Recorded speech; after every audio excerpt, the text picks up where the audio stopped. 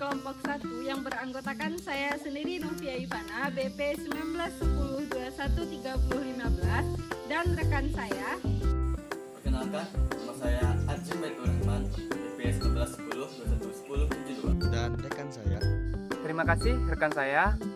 Baik, nama saya Kelvin Rinaldi Siregar BP 1910213028 dan selanjutnya rekan saya. Perkenalkan, saya Exia Wina Deborah BP 1910211017 dan rekan saya. Saya Isofia dengan nomor BP 1910211051 dan rekan saya. Nama saya Elsa Ramazatriana BP 1910213019. Baik, di sini kami akan menjelaskan materi tentang respirasi. Check it out.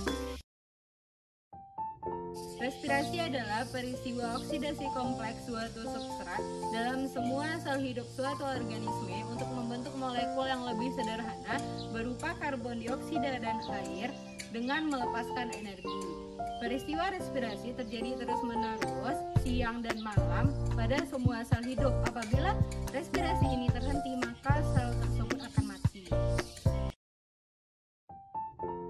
Respirasi terbagi dua. Yang pertama respirasi aerob, yaitu di mana tumbuhan memerlukan oksigen yang ada di udara untuk mendapatkan energi bagi dirinya. Peristiwa pemecahan karbohidrat pada tumbuhan ini sangat bergantung pada oksigen. Yang kedua ada respirasi anaerob, yaitu di mana tumbuhan tersebut tidak memerlukan oksigen untuk melakukan reaksi pemecahan karbohidrat. Perbedaan respirasi aerob dan respirasi anaerob bisa kita lihat yang pertama dari pengertiannya, yaitu respirasi aerob merupakan suatu pemisahan senyawa glukosa yang membutuhkan oksigen sebagai akseptor elektron. Sedangkan pada respirasi anaerob yaitu pemecahan senyawa glukosa yang tidak membutuhkan oksigen karena tidak adanya akseptor elektron yang memproduksi ATP. Dan perbedaan yang kedua bisa kita lihat dari lokasi atau tempat terjadinya respirasi. Respirasi aerob terjadi pada mitokondria, sedangkan pada respirasi anaerob terjadi pada sitoplasma. Perbedaan yang ketiga bisa kita lihat dari tahap-tahap yang terjadi pada respirasi aerob dan respirasi anaerob. Respirasi aerob memiliki tahap-tahap yang lebih panjang dibandingkan dengan respirasi anaerob. Respirasi aerob memiliki tahap yang lebih kompleks atau lebih sempurna karena yang pertama terjadinya tahap glikolisis, yang kedua terjadinya tahap dekarboksilasi oksidatif, dan yang ketiga yaitu siklus Krebs, dan yang keempat yaitu transport elektron. Sedangkan pada transpirasi anaerob yaitu dengan tahapan yang sederhana memiliki dua tahapan yaitu glikolisis dan fermentasi. Pada perbedaan yang keempat, bisa kita lihat dari jumlah energi yang dihasilkan oleh respirasi aerob dan respirasi anaerob. Respirasi aerob menghasilkan jumlah energi yaitu 36 ATP energi. Sedangkan pada respirasi anaerob bisa kita lihat bahwa yang dihasilkan cuma 2 ATP energi. Pada perbedaan yang kelima, bisa kita lihat dari hidrogen yang terlepas pada respirasi aerob dan respirasi anaerob, yaitu pada respirasi aerob melepaskan CO2 dan H2O secara sempurna. Perbedaan yang keenam bisa kita lihat dari hasil samping yang dihasilkan oleh respirasi aerob dan respirasi anaerob. Pada respirasi aerob kita lihat hidrogen yang terlepas berbentuk H2O, sedangkan pada respirasi anaerob yaitu berbentuk asam laktat dan etanol. Adapun faktor-faktor yang dapat mempengaruhi laju respirasi, yaitu yang pertama ada faktor internal. Faktor internal yaitu terdiri dari faktor protoplasmik.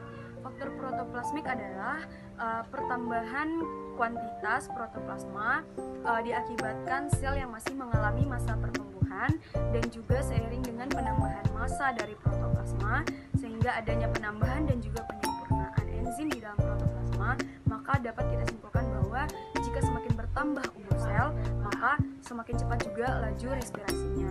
Yang kedua yaitu ada konsentrasi substrat yang tersedia di dalamnya. Jika substrat yang tersedia di dalamnya banyak, maka laju respirasi juga akan berjalan dengan cepat. Yang kedua yaitu ada faktor dari eksternal. Yang pertama yaitu ada temperatur. Pada temperatur yang tinggi itu dapat mengakibatkan terhambatnya proses oksigen masuk dari sel, dan juga karbon dioksida yang keluar dari dalam sel itu dapat terhambat aktivitasnya, sehingga dapat menurunkan penurunan substrat. Hal tersebut dapat menurunkan laju respirasi. Yang kedua itu ada intensitas cahaya.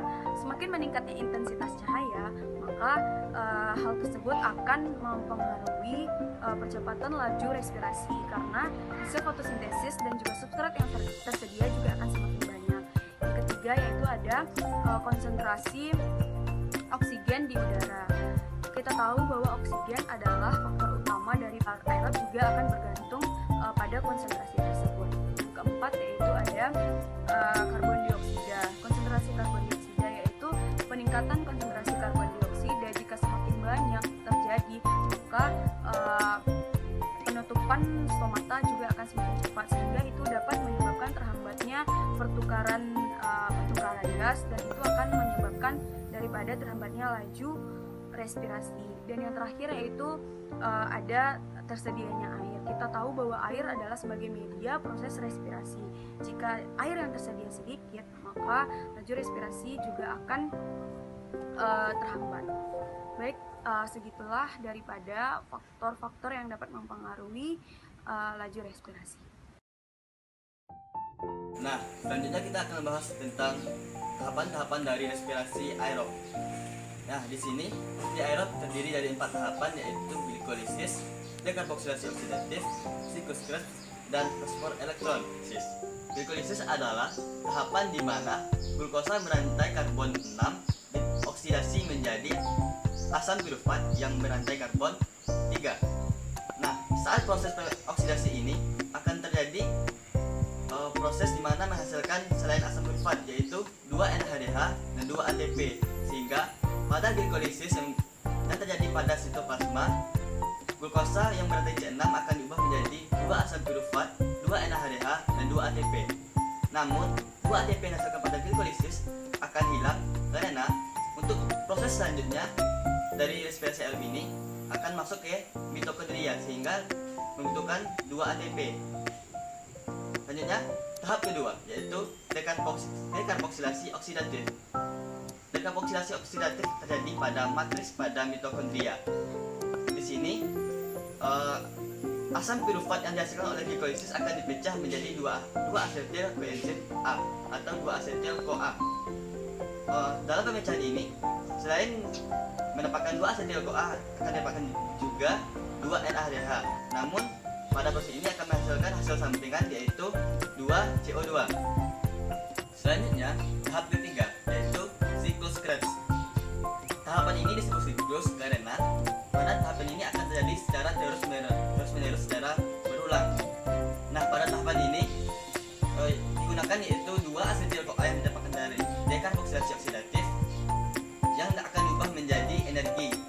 Pada siklus Krebs, energi bentuk dalam bentuk NADH, FADH2 dan juga ATP.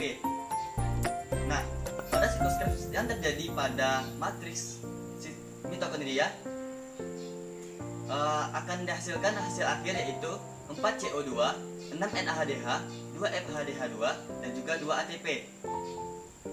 Selanjutnya tahap keempat yaitu transport elektron. Pada tahapan ini energi yang didapatkan dari semua tahapan sebelumnya akan dibawa ke membran dalam mitokondria. Di sini akan dibutuhkan 10 NADH dan 2 FADH2. Pada proses transport elektron, NADH dan FADH2 akan dipecah menjadi energi dalam bentuk ATP. Nah, di sini akan dibutuhkan oksigen untuk membentuk H2O. Pada transport elektron akan membentuk hasil akhir yaitu 34 ATP. Nah, hasil akhir dari respirasi aerob ini adalah 38 ATP, 6 CO2, dan 6 H2O. Akan tetapi, ATP akan berkurang 2 pada saat glikolisis masuk ke tahapan selanjutnya. Karena ATP dibutuhkan untuk menembus membran dari mitokondria. Berikut merupakan skema dari respirasi anaerob. Itulah skema dari respirasi anaerob. Selanjutnya, di dalam respirasi anaerob terdapat 2 tahapan. Tahapan yang pertama adalah tahapan glikolisis. Tahapan glikolisis ini terjadi pada sitoplasma. Di dalam sitoplasma ini mengubah mikrogula menjadi senyawa asam pirfat. Dan tahapan yang kedua adalah tahapan sikloskop. Tahapan sikloskop terdapat pada mitokondria yang dapat menghasilkan senyawa oksalaastat dan asam nitrat. Mungkin sekian dari saya kembalikan kepada rekan saya. Terima kasih. Saya akan menjelaskan secara singkat materi tentang titrasi. Titrasi atau yang sering disebut dengan volumetri merupakan sebuah metode analisis kimia yang cepat, akurat, serta sering digunakan untuk menentukan unsur atau senyawa di dalam suatu larutan. Titrasi sendiri didasarkan pada reaksi A kecil A besar ditambah B kecil B besar, maka didapatkanlah hasil titrasi, di mana A besar merupakan penitrasi, B besar merupakan senyawa yang dititrasi, A kecil dan B kecil merupakan jumlah mol dari A besar dan B besar. Larutan dalam titrasi disebut titran. Berdasarkan jenis reaksinya, titrasi dibagi menjadi 4, yaitu titrasi asam basa, titrasi pengendapan, titrasi kompleks simetri, dan titrasi oksidasi reduksi. Video dari kelompok 1 yang bisa kami sampaikan, mohon maaf jika ada kesalahan dalam penyampaian materi. Sebelumnya kami ucapkan terima kasih kepada dosen pengampu Ibu Sylvia Permatasari serta asisten dosen kelas di DFTE yang telah mengajar, dan teman-teman yang telah membantukan menyukseskan video kami kali ini.